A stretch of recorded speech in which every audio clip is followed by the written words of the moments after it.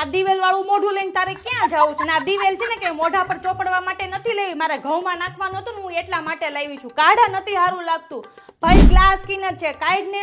અને આ તારી વાટકા વાળી જે હેરસ્ટાઈલ છે ને હવે પછી મને દેખાય ને તો સીધી હું કાતર મૂકવાની છું, ઝંડા જેવી લાગે છો. અને આ મોઢા ઉપર તે અંબુજા સિમેન્ટ તે નાખી છે ને હે એનાથી ને એક પતરા વાળી રૂમ બની જાય ને એટલું તે થથ્થો કર્યો છે મોઢા ઉપર. એ કરતા છે ને તે પુરાની હવેલીમાં તે ઓડિશન આપ્યું હોત ને તોય તને બધાય લઈ લે, તો ઈ પિક્ચર હિટ થઈ ગયું હોત તારું આ બધી વેશભૂષા જોઈને.